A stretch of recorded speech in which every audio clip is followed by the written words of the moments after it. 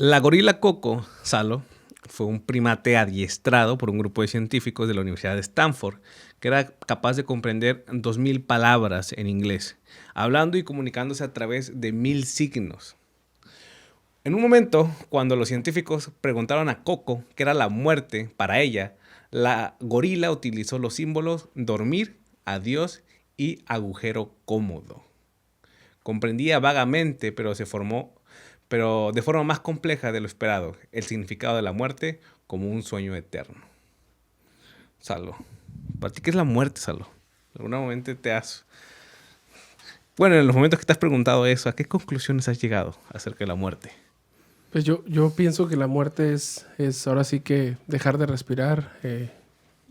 Ahora sí que nuestro cuerpo se deja de tener como que pues esa brillantez, esa luz.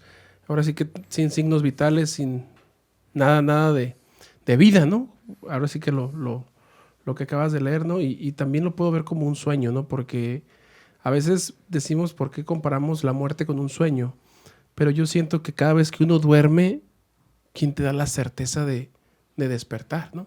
¿Quién te da la seguridad de que vas a dormir, no sé, por la tarde o vas a dormir hoy en la noche y quién te da la seguridad de que vas a despertar el día de mañana, ¿no? ¿Cuántas personas, lamentablemente amigos, familia, no conocemos de que se durmieron un día y ya no despertaron, ¿no? Ya, eso fue la muerte para ellos, ¿no?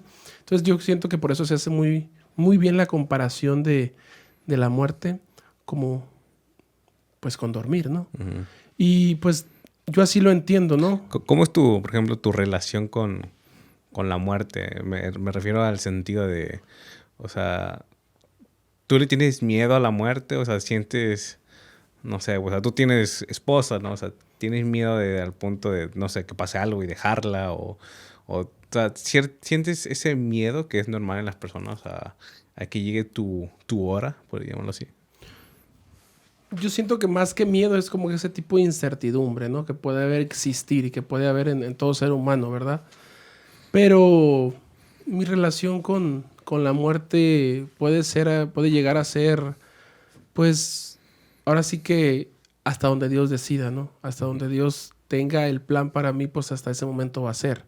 Eh, Muchas veces se escucha la frase, ¿no? De la gente coloquialmente, cuando te toca, Te toca, ¿no? ni aunque te quites. Ajá. Y cuando no te toca, ni aunque te pongas. Entonces yo no lo veo de esa forma.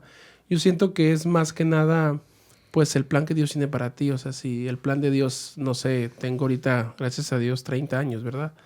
Si el plan de Dios son 40, son 35, son 50, pues hasta ese momento va a ser.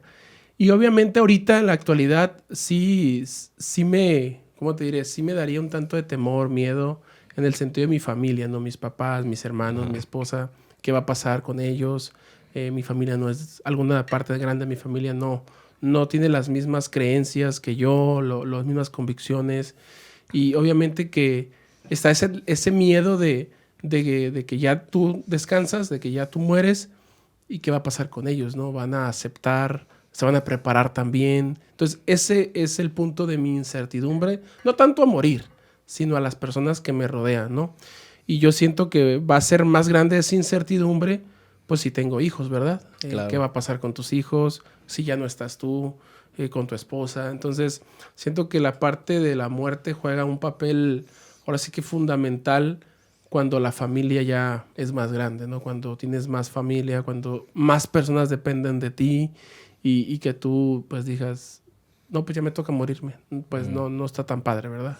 Sino más que nada no le tienes miedo en sí a tú morir, a dejar de existir, más bien las repercusiones que puede tener en la gente que quieres, ¿no? Alrededor, ¿no? Exacto. ¿Qué puede pasar con ellos y demás? Y hasta cierto punto comparto tu punto de vista, ¿no?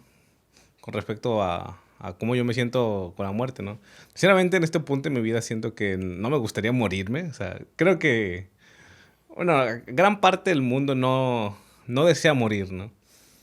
Tenemos esa necesidad de trascender hasta cierto punto, de dejar un legado o, no sé, causar un impacto en las personas a quienes nos rodean. Y desde el punto de vista en cómo yo estoy viviendo ahorita, es como que todavía tengo el deseo, quiero todavía impactar a más personas, ¿no? Antes de irme. Pero bueno, uno nunca sabe, ¿no? Si al final de cuentas la muerte es así, es inesperada. Llega en un abrir y cerrar de ojos. Sí, o sea, como bien lo dices, es como que la parte en la que tú estás joven, quieres seguir, pues digamos, pues, compartiendo, Ajá. trabajando, alcanzando algunas metas, algunos objetivos y llegar a más personas, ¿no? Pero como bien lo dices, es algo que uno no está ahora sí preparado para eso. Llega y hay que aceptarlo, porque cuánta gente tal vez no hemos conocido, familiares, amigos, que están muy bien, o sea, están muy bien tanto de salud, en su trabajo, eh, en todos los aspectos, ¿no? Y la muerte llegó Sí, y la claro. muerte no respeta. Entonces, siento yo que el tenerle ese cierto tipo de respeto, siento yo, de incertidumbre, de un miedo latente, es más que nada, bueno, en lo personal nosotros, ¿verdad? Es más que nada no a dejar de existir, no a morir, sino a quiero hacer más, ¿no? Quiero llegar a más, tengo sueños por cumplir, hay familia que está a mi alrededor y que quiero todavía pasar tiempo con ella, pasar momentos con ellos. Pues dice uno, no, pues no quiero, ¿no? De hecho, yo hice una vez unas preguntas así a amigos, conocidos, Ajá. tanto jóvenes como adultos, sobre cuál era su mayor miedo. ¿Cuál es tu mayor miedo? Les decía, ¿no? Y la mayoría, si no es que todos, la pregunta que se la hice como a unas 10 15 personas, la mayoría era eso. Es De que yo morir. tengo miedo a morirme. Entonces eso nos demuestra que la mayoría de las personas cuando escuchan la palabra o cuando se habla de muerte, pues sí hay un cierto tipo de respeto, ¿no? De miedo y decir, no, no, yo todavía tengo cosas por hacer o yo todavía quiero prepararme más o necesito hacer más cosas, ¿no? ¿Y tú por qué crees que exista esta parte, ¿no? ¿Por qué crees que De miedo. exista esa parte de miedo? ¿Será porque no se ha estudiado lo suficiente o hay algunas dudas que todavía hay más que investigar, que saber? Creo que es eso lo que dices. No entendemos bien qué es la muerte. O sea, no tenemos esa verdad acerca de la muerte. Y por ende no tenemos, o mucha gente más bien no tiene esperanza. Ven como la muerte como el fin último de nuestra existencia en el mundo. Es raro porque a algunas personas les causa consuelo, pero a la gran mayoría no, ¿no? Es algo muy aterrador. Y es por eso que muchas personas critican o nos critican a nosotros los cristianos, ¿no?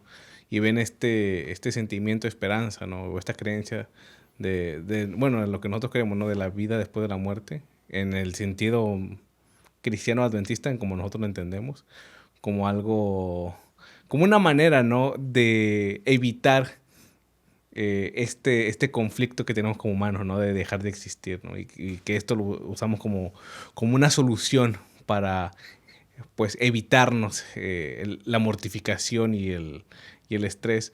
Pero creo que si tomamos esta verdad que se encuentra en la Biblia, que nosotros, como hablábamos anteriormente, lo creemos como una verdad absoluta, pues podremos entender y podríamos de alguna forma manejar de mejor forma lo que es la muerte.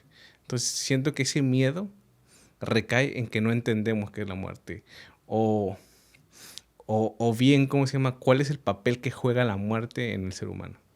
Exacto, bien lo mencionabas, ¿no? Acerca de todo cómo se desenvuelve, ¿no? Cómo desarrollamos esa parte de comprender lo que es la muerte y en la medida en que porque lo que hablábamos hace, no recuerdo si en las eh, capítulos anteriores de nuestro podcast, acerca de que como seres humanos siempre queremos tener el control de las cosas Ujú. y la muerte no es una parte que tengamos el control. La muerte va a llegar y no va a respetar esa parte del control, ¿no? Entonces, hablando un poquito de esto, ¿no? De la gente, cómo le tiene miedo, incertidumbre, respeto, cómo poderles enseñar o cómo poderles presentar esa verdad, ¿no? ¿Será que la muerte fue algo que Dios creó? ¿Será que la muerte estaba en el plan de Dios? La gente iba a morir para, para el sufrimiento de cada uno de las familiares, porque siento que la muerte eso nada más, a eso viene nada más, ¿verdad? A sufrir, a lamentarnos, ¿no? De nuestros familiares que ya no están. Pero ¿cuál sería o por qué, cómo entenderlo, ¿no? Para esa gente que tal vez no tiene ese conocimiento y poderle ayudar, poderle dar un poquito de luz, ¿no? En base a esto. Pues, pues más que nada primero tenemos que ir a la Biblia, ¿no? Que Claro. para nosotros es la máxima fuente de verdad que hay. Entonces, la muerte Génesis. como parte esencial pues del humano, ¿no? O sea, es parte de su ciclo en este mundo. La Biblia nos habla de eso, ¿no? Y hay muchos pasajes que nos revelan sobre esta verdad y nos dicen de qué se trata, ¿no? Para que el ser humano pueda tener un conocimiento más amplio y se pueda estar tranquilo de lo que hay. Entonces creo que pues deberíamos, ¿no? Deberíamos ir a la Biblia y ver qué nos dice, ¿no? Acerca de esto. Entonces, Vamos, vamos a a ver unos Génesis. versículos. Vamos a hablar ya Génesis primeramente. Ahí nos enseña un poquito, ¿no? De cómo, ahora sí que cómo llegó la muerte, ¿no? Cómo, ¿será que Dios creó esa muerte o por qué surgió, ¿no? Génesis 2, 16 y 17, a ver qué dice. A ver, vamos a ver. Y ahorita te vas al 3, 19, también de Génesis. Voy a mandarlo acá. Ok, para que lo podamos ver todos juntos. Igual ahí en Ah, casa ustedes pueden buscarlo también. Hay muchas versiones, hay diferentes versiones de la Biblia, pero la mayoría pues nos lleva al punto importante, ¿no? A lo mismo. Génesis 2:16. Y mandó Jehová al hombre diciendo: de todo árbol del huerto podrás comer, mas el árbol de la ciencia del bien y del mal no comerás, porque el día que comieres ciertamente morirás. Aquí me surge una pregunta, o sea, ¿el hombre en sí nació siendo inmortal o mortal? Es una muy buena pregunta, Sammy. Dios, cuando crea al hombre a su Ujú. imagen, lo vamos a ver ahí mismo en Génesis, un poco unos versículos más adelante, dice que Dios crea al hombre en el sexto día, ¿verdad? Cuando después de crear a los animales también crea al hombre. Y dice que lo forma del polvo de la tierra, del barro, vaya, del lodo, ¿no? Empieza a formarlo y dice que sopla en él aliento de vida. Y entonces es el hombre un ser viviente. Entonces cuando Dios crea al hombre, lo crea para que esté en el huerto. Como sabemos, y personas que nos están observando también, que nos escuchan, pueden ustedes leer el capítulo 1 y el capítulo 2 de Génesis y se van a dar cuenta que cuando Dios termina de crear al hombre, dice que le dice que, pues que vaya al huerto, que lo cuide, que lo trabaje. También crea a la mujer, claro está, de la costilla del hombre, la crea. Y le dice pues que estén en el huerto, Ajá. ahora sí que lo cosechen, ¿verdad? Y les da esta orden, ¿no? Ahorita la que tú leíste, ¿no? Pero hay un árbol también en el huerto, el árbol de la vida, Claro. que podemos leerlo ahí en Génesis, ¿verdad? Entonces, ¿qué pasaba con este árbol de la vida, amigo? Este árbol de la vida le daba al hombre, ahora sí que su fruto, la capacidad de ser inmortal. Ok. Solo ese árbol de la vida. Entonces, ahora sí que para poder acceder a ese árbol de la vida, necesitaban estar bajo la presencia de Dios, bajo una comunión con Dios. Entonces, ¿qué pasa? Dios les dijo, de todo árbol pueden comer. Hasta el árbol de la vida estaba ahí. Pero del árbol, como bien lo decía el texto, del conocimiento de la ciencia, del bien y del mal, ese árbol no vas a comer.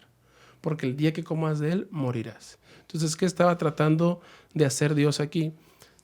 Como bien lo explicábamos en los capítulos anteriores acerca del bien y del mal y de la entrada del pecado, creo, mal no recuerdo, habíamos visto que el mal aquí es cuando entra. Si se dan cuenta, Dios no había creado la muerte. La muerte iba a ser creada si el hombre desobedecía el mandato de Dios. Okay. Si el hombre se apartaba de los caminos de Dios. Porque Dios no había dicho, mira, vas a vivir tantos años y vas a morir. No. Dios creó al hombre para que se multiplicaran, para que labrasen, para que estuvieran en el huerto felices y contentos. Pero si desobedecían a Dios, dice, morirás. ¿Por qué iban a morir, amigo? Fíjate qué sucede después de esto. Sucede que lamentablemente Adán y Eva pecaron. Fueron al huerto, Eva comió, luego le dio fruto a Adán, ¿verdad? Y comieron los dos. Y vamos a ir a esa cita, vamos a ir a Génesis ahí mismo, ahora el capítulo 3, amigo, por favor. 3. A partir, si quieres, del verso, vamos a ponerlo un poquito más adelante. Para que veamos dónde empezó, ¿no? Ajá.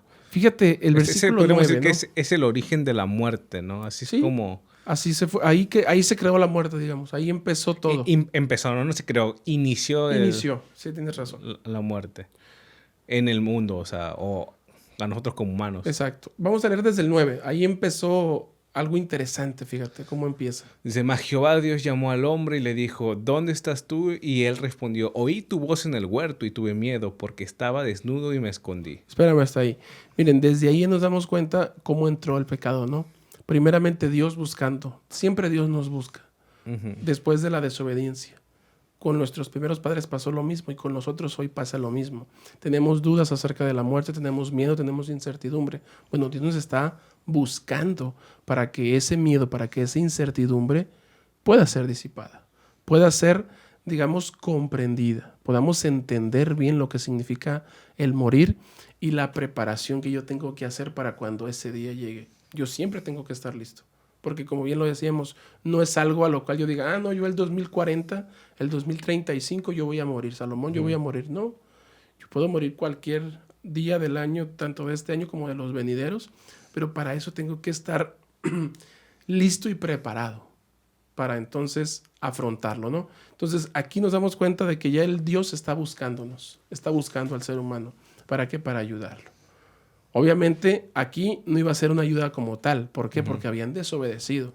Y ahorita vamos a ver un texto más acerca de esta parte de la desobediencia. Pero vamos a terminar la idea y vamos a ver consumado esta parte de dónde empezó la muerte, ¿no? ¿Qué sigues a mí? ¿En cuál me quedé? Te quedaste en el 11. Voy para el 12, ¿no? Sí. Y el hombre respondió, la mujer que me diste por compañera me dio del árbol y yo comía. Bien el dedazo ahí, ¿no? Sí. Entonces Jehová Dios dijo a la mujer, ¿qué es lo que has hecho? Y dijo la mujer, la serpiente me engañó y comí. Como como viste el meme de Spider-Man, ¿no? Cuando están los tres Spider-Man están juntos, ¿no? Todos están los tres apuntándose, ¿no? Exactamente. Y Jehová Dios dijo a la serpiente, por cuanto esto hiciste, maldita serás entre todas las bestias y entre todos los animales del campo. Sobre tu pecho andarás y polvo comerás todos los días de tu vida. Y pondré enemistad entre ti y la mujer, entre tu simiente y la simiente suya. Esta te herirá en la cabeza y tú herirás en el calcañar. A la mujer dijo, multiplicaré en gran manera los dolores de tu preñez, con dolor darás a luz los hijos y tu deseo será para tu marido. Y él se enseñoreará de ti. Y el hombre dijo, por cuanto obedeciste a la voz de tu mujer y comiste del árbol de que te mandé diciendo, no comerás de él, maldita será la tierra por tu causa, con dolor comerás de ella todos los días de tu vida. Espinos y cardos te producirá y comerás plantas del campo. Con el sudor de tu rostro comerás el pan, hasta que vuelvas a la tierra, porque de ella fuiste tomado. Polvo eres y polvo volverás. Yo creo que hasta ahí está bien. Ajá. Entonces, y ahí vuelvo a repetir, ¿no? Pues polvo eres y polvo volverás. O sea, debemos entender que, si no tiene el contexto, Dios forma al hombre del polvo, ¿no? Él crea este muñeco de barro, le da el aliento de vida y bueno, y es cuando Adán ya tiene conciencia y se vuelve un hombre, ¿no? Y bajo esto mismo, ¿no? Le vuelve a decir, o sea, yo te creé de la tierra y cuando llegue tu tiempo volverás a ella, ¿no? Volverás a ser polvo. Es como la maldición que tiene el ser humano. Así es. Entonces, nos damos cuenta como aquí empieza digamos, esa etapa de la muerte. Dios no había creado la muerte. La muerte fue consecuencia del pecado de nuestros primeros padres. ¿Por qué? Por desobedecer a Dios. Dice una de las... ¿Tú no piensas como que a veces podría ser como que un castigo como que muy severo? O sea, ¿por qué en ese momento tú piensas que, no sé, Adán y Eva pudieron haberse arrepentido, haber hecho algo para pues hallar la gracia de Dios y que no recibir esto, ¿no? Porque tuvo que ser Dios tan severo en este primer pecado que cometieron. En primer lugar, no existía el pecado en la tierra, amigo. Ajá. Entonces, ¿qué pasa? Cuando Adán y Eva pecan, cuando Adán y Eva desobedecen a Dios, es como nosotros, ¿no? Cuando desobedecemos a nuestros padres, ¿qué hay? Hay un regaño, hay un castigo, hay digamos, una corrección. Bueno, había que pagar eso. ¿Por qué? Porque habían desobedecido.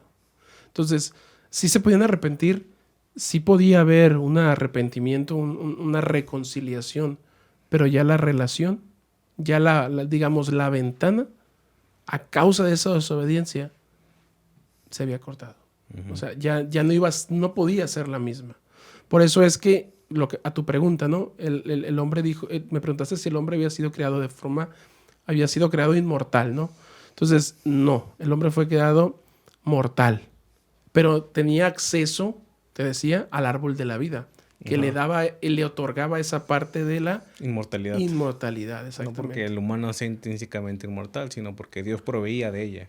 Exacto. Entonces, cuando Dios, porque más adelante nos damos cuenta, Dios dice que expulsa a Adán y Eva del huerto del Edén. ¿Por qué?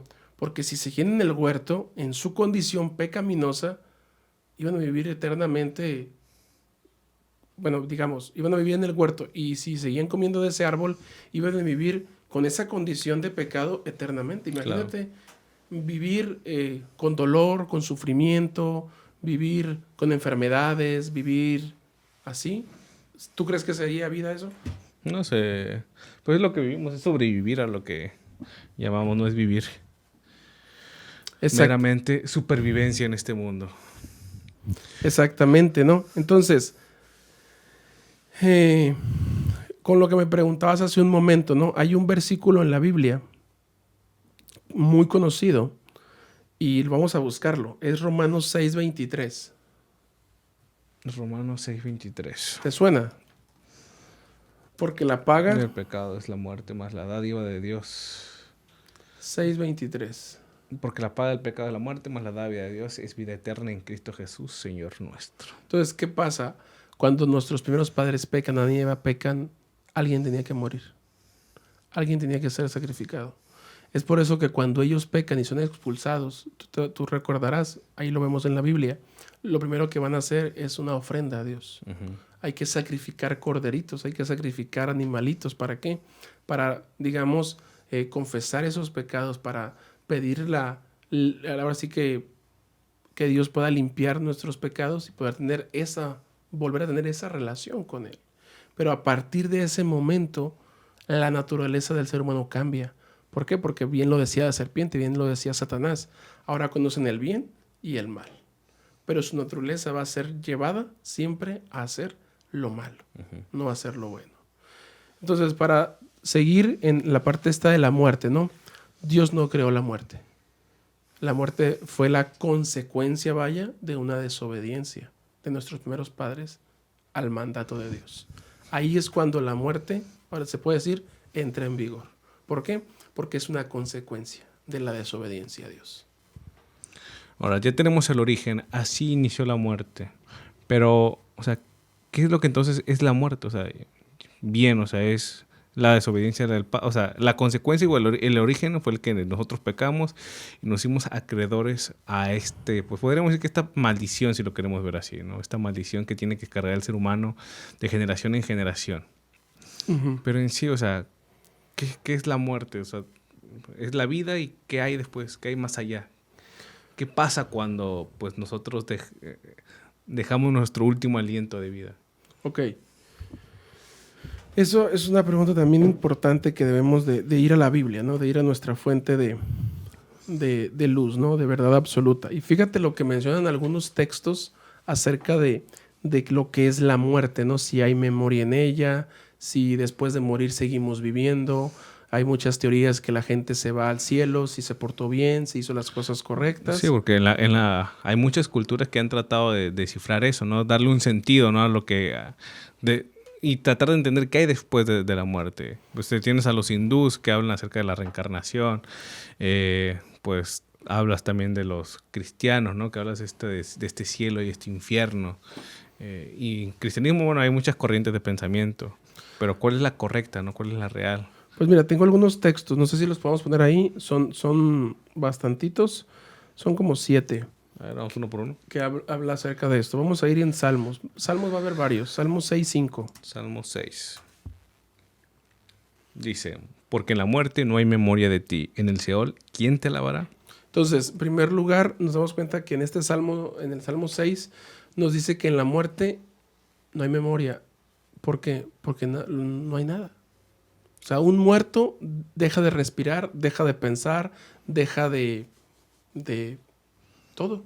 O sea, no, sin oxígeno decimos, si en nuestra sangre no hay oxígeno, no existimos. Es como cuando le quitas la corriente a la computadora o algo, ¿no? Que Exacto. necesita estar conectado a la corriente. Se lo quitas y simplemente deja de funcionar. Así es. Lo que nos dice Salmos. Entonces ahí mismo en Salmos, ahora el 39, por favor.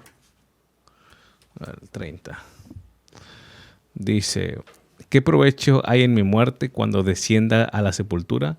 Te alabará el polvo, anunciará tu verdad. Vuelve a recalcar esto, ¿no? De que morir simplemente te vuelves a hacer polvo, como pues, básicamente lo que dijo Dios al principio, ¿no? Polvo eres y polvo... Polvo volverás, exactamente. Entonces no hay cómo alabar a Dios, no hay cómo prepararse después de la muerte.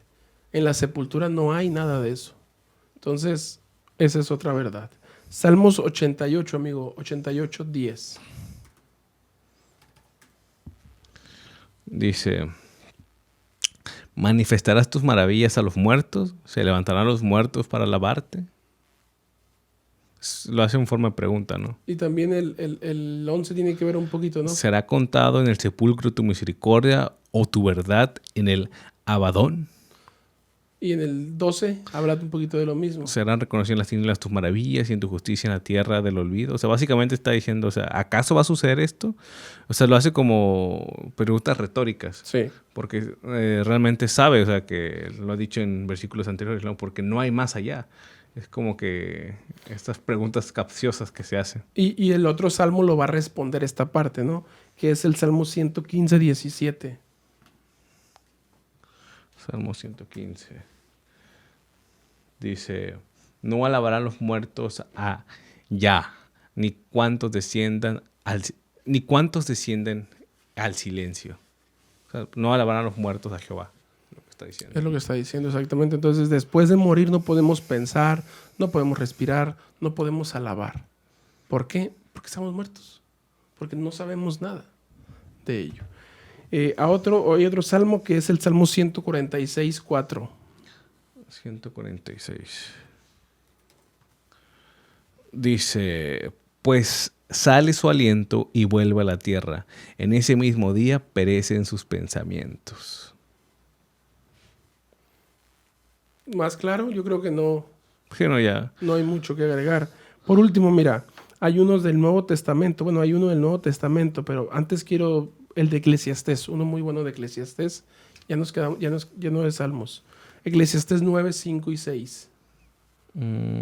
Eclesiastés, ahí está. ¿Cuál? 9. Eclesiastés 9.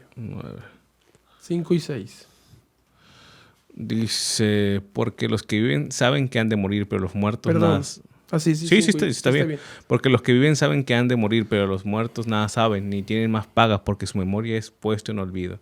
También su amor y su odio y su envidia fenecieron ya, y nunca más tendrán parte de todo lo que se hace debajo del sol. Entonces, estos versículos nos muestran y nos plasman claramente que cuando uno muere, ya dejó de existir. Ya no... Ahora, esto es bien importante porque se vuelve un poco triste, ¿no? O sea, sí. Podríamos decir que incluso va muy acorde al pensamiento agnóstico, ateo, hasta a punto nihilista, ¿no? De que decir, pues ya, una vez que moriste ya no hay nada más para ti, ¿no? Simplemente vuelves a la tierra y el mundo sigue su curso, ¿no? Simplemente fuiste un suspiro, una pequeña arena, ¿no? En todo este vacío cósmico. Es algo bien triste, la verdad, pero esa es la realidad. Esa es la realidad y uno tiene que saber la verdad. Ahora sí que esa verdad ausente que puede haber en nuestra mente, pues tiene que quedar claro. Ahora, ¿qué pasa, Sammy?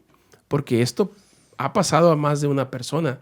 Entonces puede decir, pero es que si mi mamá murió y yo la siento en mi casa, yo la he visto, me ha hablado, ¿cómo afrontar eso? ¿Cómo explicarle a esa persona pues que no es su mamá? Que la situación es un poco más delicada y que la situación pasa a ser complicada para ella, ¿no? Sí, no, pues sí. ¿Por qué te ríes? Porque te ha pasado, ¿verdad? No, porque no sé, me da risa porque sí sé que hay mucha gente que está en esas situaciones, ¿no?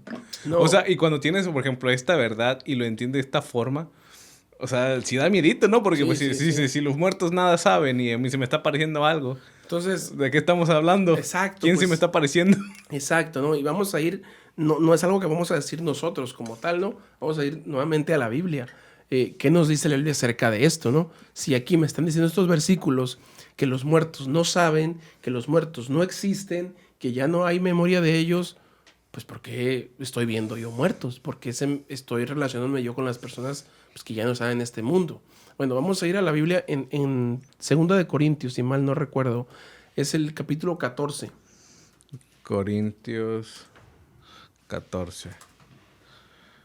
Es el capítulo 14, el versículo... perdón, es 11:14, amigo. Me acordé antes. 11:14.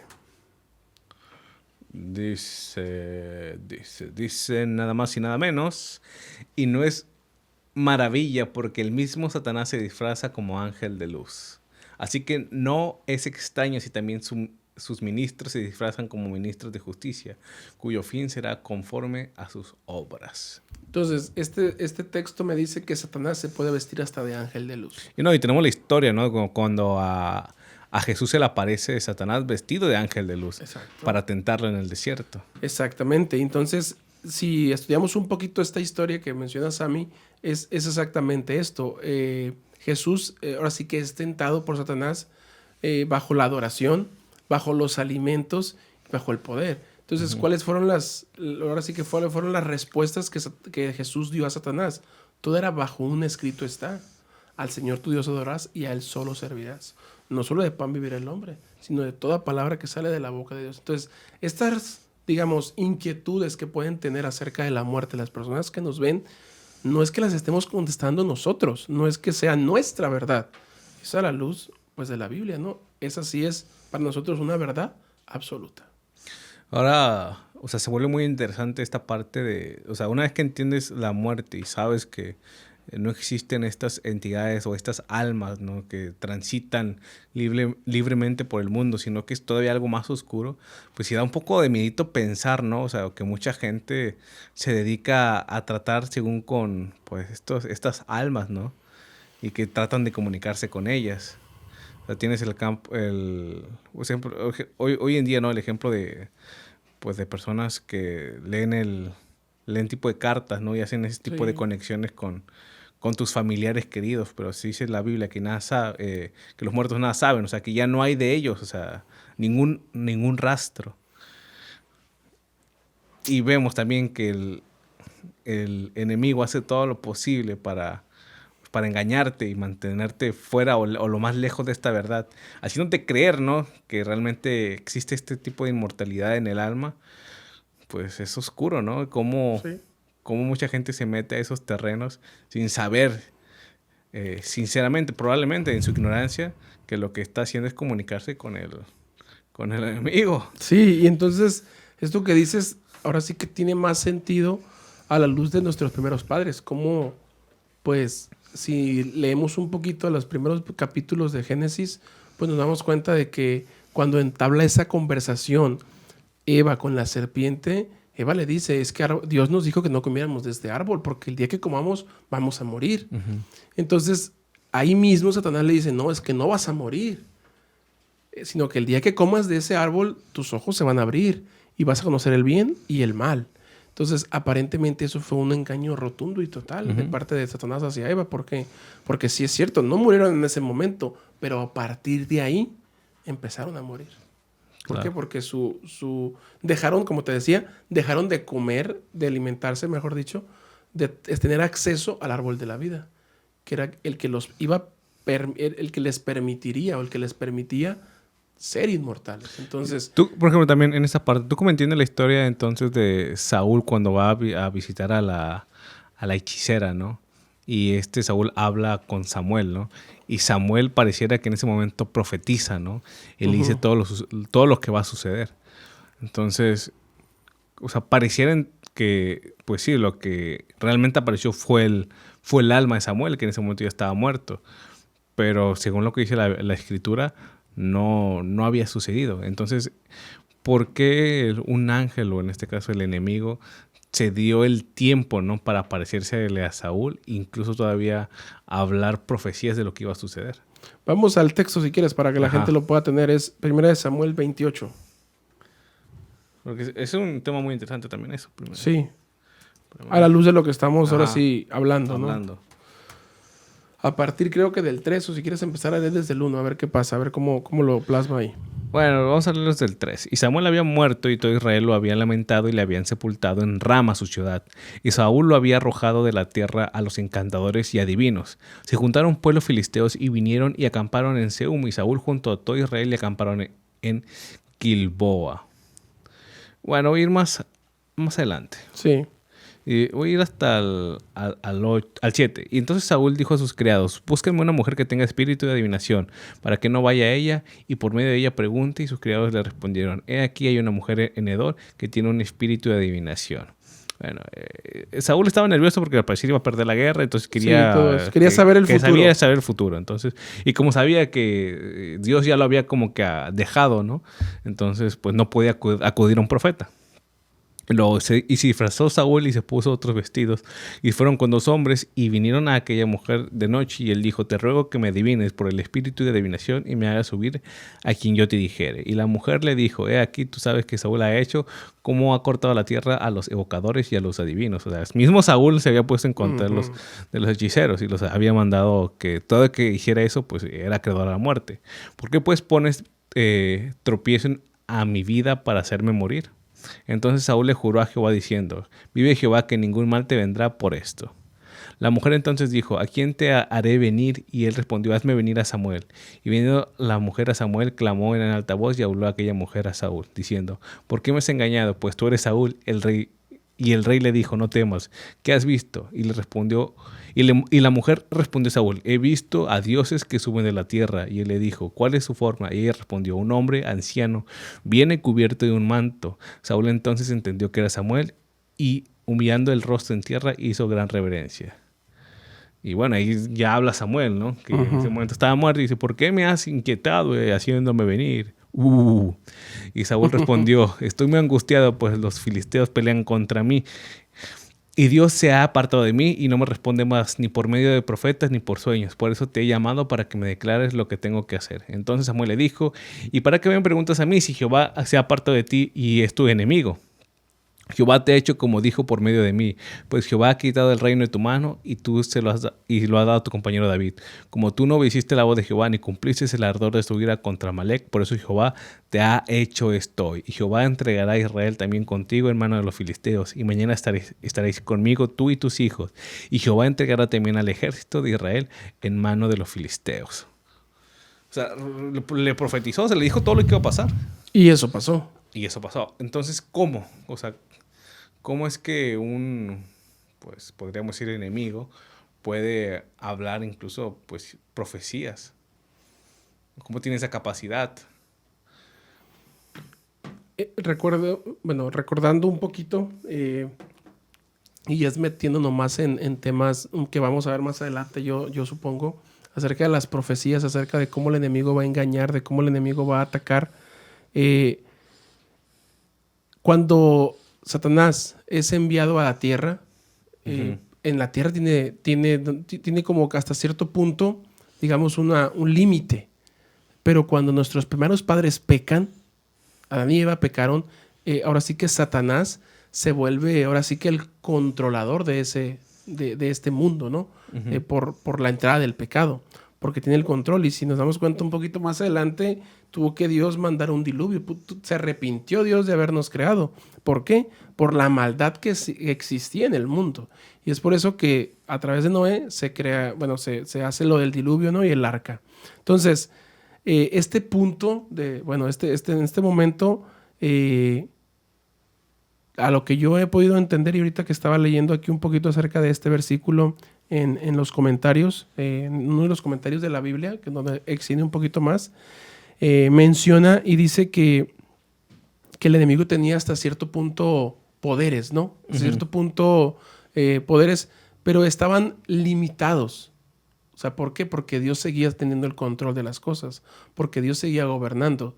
Y cuando Saúl va a querer saber esa verdad, pues es lo que va a encontrar. Es lo que va, ahora sí que lo que está buscando, eso es lo que está encontrando. Y todo lo que le profetiza a Samuel, eso es lo que pasó. A los días siguientes, lamentablemente, Saúl muere a consecuencia de su desobediencia, ¿no? A consecuencia de lo que estaba... Fíjate que yo a veces más entiendo esta como una profecía, como una deducción lógica de todo lo que estaba sucediendo, ¿no? Sí. No es como... Debemos entender que el enemigo es muy inteligente, mucho más inteligente que probablemente todos nosotros juntos, Sí. por su naturaleza, ¿no? Pero entonces él ya sabía que Jehová había abandonado a Saúl. Ya sabía esto, ¿no? Ya sabía que David iba a ser el nuevo rey. Ya sabía que como Dios había abandonado y el plan era que David siguiera, pues iba a morir. Entonces lo único que hace es decirle, esto es lo que va a pasar. O sea, mira a tu alrededor. Ya estás en jaque. Ya estás en jaque mate. O sea, mañana lo que va a suceder es esto. ¿Por qué? Porque, mira, todo lo que está sucediendo a tu alrededor indica que este va a ser tu final. Simplemente, pues, acumulando estas piezas, ya nomás le dio el resultado. No es porque tenga conocimiento, siento, del futuro, sino más bien... Bueno, sí tiene conocimiento de ciertas cosas del futuro, pero no es como que pueda predecir o tenga todo ya... Como Dios. Ajá, como Dios, ¿no? Pero sí sabe que hay cosas que suceden y que todo eso lo predice, ¿no? O sea, predice en base a la información que tiene a su alrededor. El humano lo puede hacer, ¿no? El humano puede predecir ciertas cosas conforme a la información que tenemos a nuestro alrededor. Me imagino que el enemigo, incluso con una mayor capacidad y mejor, pues, forma de predicción que nosotros, pudo haber llegado a esa conclusión y estar completamente acertado. Entonces, eso no significa, no sé, que Samuel se levantó y profetizó, sino Exacto. que... Y eso es exactamente lo que encontré aquí, ¿no? Acerca de este versículo, el versículo 15 del capítulo 28, ¿no? Donde dice que Samuel dijo a Saúl. Y mencioné el comentario bíblico, un comentario que nos ayuda a entender un poquito más estos pasajes, porque no es como que lo sepamos todo. Hay cosas que también hay que investigar un poquito más. Dice, esta cláusula acerca de Saúl dijo, esta cláusula no debe ser interpretada como que signifique que realmente habló Samuel. Ajá.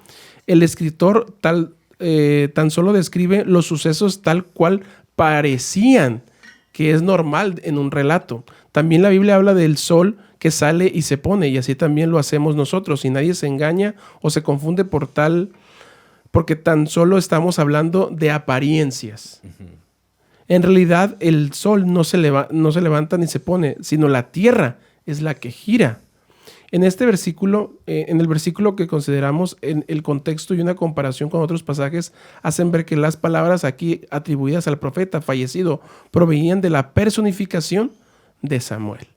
Y sigue diciendo, haciéndome venir. Dice, te haré venir y hazme venir. Es evidencia que los antiguos en general tenían el concepto de una región subterránea donde moraban los muertos. Si la doctrina sostenía por la mayoría de los cristianos de que los justos ascienden al cielo cuando mueren, hubiesen sido aceptados en este antiguo periodo. La mujer nunca habría dicho que veía a Samuel que subía de la tierra. Como lo que venías diciendo, dice. Más bien habría dicho que descendía del cielo. Este hecho es suficiente para eliminar este relato como una prueba en favor a la doctrina del estado consciente de los justos que han muerto. Sí, entonces, este tiene relato completo sentido esa parte. Nos dice exactamente, es que Samuel viene del cielo, porque es un profeta. Claro, es que Samuel viene del cielo. Que Samuel viene fuera del cielo, ¿no? O sea, era alguien. Entonces, ¿cómo esta parte nos ayuda a entender pues todo lo demás también, no solamente lo que estábamos analizando? Entonces dice, estas palabras edifican a su autor. La declaración hecha aquí en los versículos siguientes ilustran un engaño característico del diablo. A partir de su caída, Satanás se ha esforzado por pintar el carácter de Dios con falsos colores. Sí, Entonces, no habló Samuel, que era lo que tú estabas diciendo. Ajá. No es que Samuel vino y se presentó delante de Dios. No, era el diablo. Claro. ¿Y qué iba a decir? Pues lo que va a pasar. Lo que estás sembrando, eso vas a cosechar. O sea, no es como que le iba a poner más o le iba a quitar o iba a decir. No, era lo que estaba pasando, como bien lo decías en este momento de la historia, ¿no? Saúl se había alejado totalmente de Dios, había hecho lo malo ante los ojos de Dios, había sacrificado en vano, porque lo que Dios necesitaba no eran sacrificios, decía, incluso Samuel se lo dijo, Dios no necesita esto, derramamiento de sangre, no, necesita que lo obedezcas. Y fíjate cómo esta mentira ha prevalecido hasta el día de hoy, ¿no? Esta creencia de que existe una inmortalidad del alma, de que pues muchos van al cielo, al infierno, otros están en el purgatorio, ¿no? Esperando su sentencia. Pero bien la Biblia es clara al decir que esto no sucede así, ¿no? Pero bien, si esto no es así, bueno, no sé si vas a decir algo más. Sí, sigue para terminar nomás el punto ¿no? Acerca del engaño del diablo, dice, a partir de su caída, Satanás se ha esforzado por pintar el carácter de Dios con falsos colores. Representa a Dios como un tirano vengativo que arroja en el infierno a todos los que no le temen. Ajá. Seduce al hombre para que peque y luego presenta su caso como completamente sin esperanza.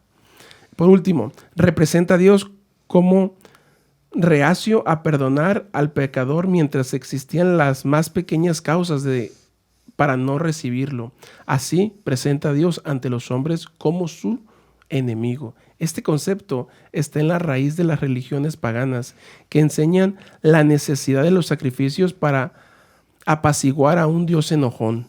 Es muy opuesto a esta doctrina a las enseñanzas de las Escrituras, donde representa a un Dios que ama a todos y estuvo dispuesto a hacer un sacrificio supremo para salvar a los culpables. Uh-huh. Ahí ya estamos acercándonos mucho, ¿no?, a la temática del cielo y el infierno. Exacto. Que estaría bueno, ¿no?, dedicarle todo un capítulo, ¿no?, a hablar acerca de versículos, ¿no?, que mucha gente sostiene que son evidencia concreta de que existe un cielo y un infierno, pero si lo analizamos bien y si creemos que la Biblia no se contradice, entonces debemos hacer una buena exégesis de los textos bíblicos y ver qué realmente lo que significa. Ahora bien, estando todavía en la parte de la muerte, si bien sabemos que los muertos nada saben, que una vez que morimos no vamos al cielo, al infierno y al purgatorio, y que eso lo vamos a hacer más adelante con un poco más de... Prometo que es lo último, pero es que esto está súper importante. Prometo que esto es lo último. A ver. Es que esto está súper importante. Lee el versículo 17, porque eso es importante, ya para terminar este punto, porque lo acabo de encontrar. Jehová te ha hecho como dijo por medio de mí, pues Jehová ha quitado tu reino de tu mano y lo ha dado a tu compañero David. Fíjate lo que está diciendo aquí. Ajá. O sea, Jehová está hablando Samuel aparentemente. Ajá. Lo trajeron de la muerte y está hablando Samuel aparentemente. Entonces, con estas palabras, ¿qué le está diciendo Satanás? Jehová te ha hecho como dijo por medio de mí. Pues Jehová ha quitado el reino de tu mano y lo ha dado a tu compañero David. Realmente yo no entiendo, o sea, ¿qué hay ahí? ¿Qué hay allí? Fíjate, está diciendo que Jehová le ha dicho. ¿Te imaginas al diablo diciendo Jehová te ha dicho? A eso me refiero. Entonces, ¿qué está tratando de hacer? Está tratando de que el problema entre David y Saúl sea mayor, sea más grande. Y es lo que está diciendo esta parte, fíjate. El Espíritu haciéndose pasar por una voz que procedía del cielo, porque ya nos dimos cuenta que Saúl vino, pero no era Saúl, ni hablaba Saúl, era Satanás. Entonces, que venía del cielo, se mofó de Saúl, diciendo que su corona iría a su rival. Uh-huh. Satanás inspiró a los que acompañaban a Saúl para que estimularan la aminosidad del rey contra David. O sea, para que su enemistad, para que su celo, para que su enojo fuera más grande aún. Uh-huh. Fuera más grande su rivalidad. Y después lo amargó contra David. Y después lo amargó en su sumo grado, alucinándose, como que ya se hubiese realizado. ¿Por qué? Porque mira, ya Jehová me habló y te va a quitar a ti y va a poner ahora a David. Uh-huh. O sea, como que ya es un hecho. Ya no puedes hacer nada. Lo único que puedes hacer es lo que sigue diciendo. Dice, como que ya había sido una realidad. Precisamente lo que tanto había luchado Saúl para evitar. Había oído que David estaba con los filisteos y tal vez ahora se imaginaba que los enemigos del Señor los vencerían y darían el reino a David. Entonces, el enemigo es, como bien lo decías, es súper astuto. Y esta historia nos muestra y nos presenta claramente muchas verdades, muchas cosas importantes acerca de la muerte. Y dice, aunque Satanás inspiró los pensamientos que provocaron la desobediencia de Saúl en su proceder con Amalek, ahora, condenó al rey en nombre del Señor. Así se presentó a Dios como si hubiese empleado las mismas tácticas que Satanás. En realidad, Dios no se había vuelto su enemigo. Tan solo permitía que éste cosechara lo que había sembrado. El aprieto en que se encontraba Saúl era el resultado de su propia elección. Dios se había esforzado para salvarlo del desastre enviándole amonestaciones y consejos repetidos, pero Saúl persistió en oponerse a las instrucciones divinas. ¿Qué pasa con nosotros también, amigo? Y yo creo que ya se nos está acabando el tiempo, ¿verdad? Sí. ¿Qué pasa con nosotros? Estamos tan inmiscuidos en nuestras cosas personales, Ajá. en este mundo, en todo lo que es este mundo, y no hacemos planes para cuando muramos. No tenemos planes para cuando dejemos de existir. Decíamos al inicio, ¿por qué nos da miedo? Por nuestra familia, se puede decir por la gente que tiene sus hijos, personas que dependen de ella. Entonces, ¿qué pasa? Si seguimos así, vamos a cosechar lo que estamos sembrando simplemente, sin planes y sin hacer un pequeño, digamos, plan para cuando esto suceda. Ahora bien, sabemos entonces que no hay nada después de la muerte. Entonces, ¿cuál es la esperanza? Ok. O sea, hay que hacernos nihilistas. Ya todo se acaba en este mundo. Primera de Tesalonicenses 4.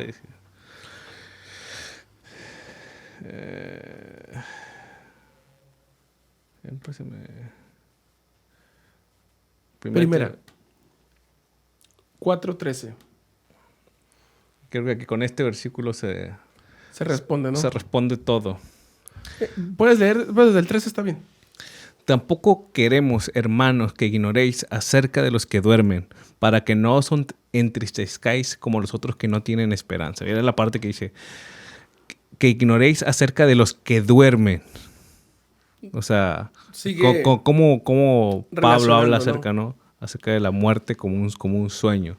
Porque no os entristezcáis como los otros que no tienen esperanza. O sea, como los gentilistas se puede ver mucho, incluso hoy en día, ¿no? Las personas, por ejemplo, que tienen una esperanza a aquellas que no las tienen.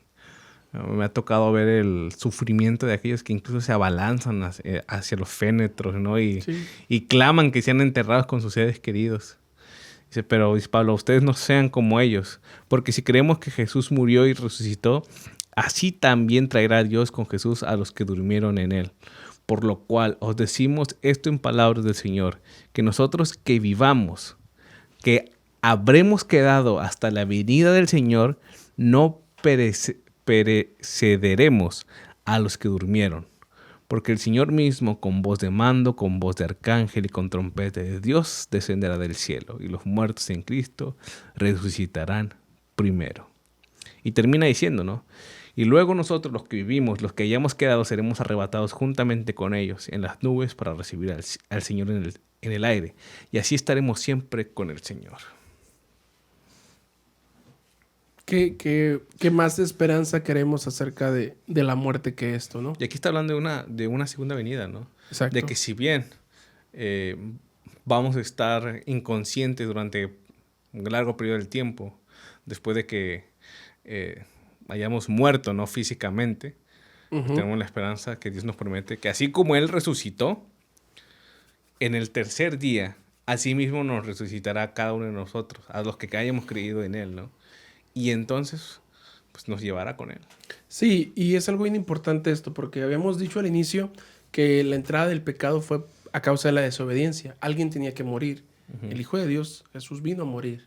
Y dice uno de los versículos más conocidos que de la gente, de los cristianos, Juan 3:16, porque de tal manera amó Dios al mundo que envió a su Hijo unigénito, para que todo aquel que en Él crea no se pierda, sino tenga vida eterna. Entonces, este versículo, aunado con lo que acabamos de leer, nos dice que los planes que hay que hacer para la muerte, pues son planes de verdad, de creer en una verdad absoluta, de creer en un solo Dios y de estar en contacto y en comunión con ese Dios.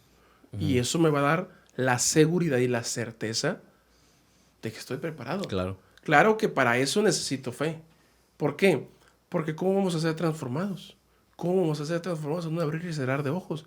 ¿Cómo es que la persona que está muerta hoy en día, que está en la tumba, que tal vez ya es polvo, cómo es que va a volver a ser viva? Entonces, son cosas que a la luz de mi mente humana, pues no logramos ahora sí que comprender en su totalidad. Es ahí donde decimos, necesitamos de fe, necesitamos de algo digamos, de algo de fe, de confianza, de creer que eso va a ser posible. ¿Por qué? Porque Dios lo pone y lo escribe en su palabra, ¿no? Y podemos terminar con el libro de Primera de Corintios 15, ¿no? Que habla muy similar a esta parte, ¿no? De la muerte y de un misterio que hay que descubrir. Primera de Corintios 15. Corintios, ¿por qué no me sale? ¿Lo escribí mal o qué? Corintios. Yo creo que está en inglés, amigo. Ah, no, mira, está Corintios. Estaba bien. 15. Sí, a veces se pone loco. Hasta el 51 te vas a ir, amigo. Hasta el 51. He aquí os digo un misterio. No todos dormiremos, pero todos seremos transformados. En un momento, en un abrir y cerrar de ojos. A la final trompeta, porque se tocará la trompeta y los muertos serán resucitados incorruptibles y nosotros seremos transformados. Correcto. Después de que todo haya pasado, cuando llegue el momento en que Cristo venga por segunda vez y que luego... hay que hablar de eso, ¿no? Acerca de la segunda venida, todo lo que... Pues todo lo que hay, ¿no? Detrás de la segunda venida. Y por qué creemos también en esta verdad. Solo quiero rematar con lo que dice el final, el 54, el final y el 55, que son los que me gustan, ¿no? Sorbida es la muerte en victoria. En victoria. ¿El 55 qué dice, amigo? Donde está o muerte tu aguijón, donde o sepulcro tu victoria. Ya que el aguijón de la muerte es el pecado y el poder del pecado, la ley. Más gracias sean dadas a Dios que nos da la victoria por medio de nuestro Señor Jesucristo. Entonces, esta es la parte más, a mí en lo particular, que me resulta más bonito, ¿no? Y más impactante y que me deja esa esperanza en mi corazón. ¿Por qué? Porque el ser humano, llámese el ser humano común y las personas que están tratando o descifrando esta parte de cómo vencer a la muerte, científicamente, tecnológicamente, como todos queramos saber o pensar que se está trabajando en eso, ¿no? Aquí este versículo me dice a mí que la única persona que tiene el poder, que tiene el control de la muerte es Dios. Ajá. No hay nadie más.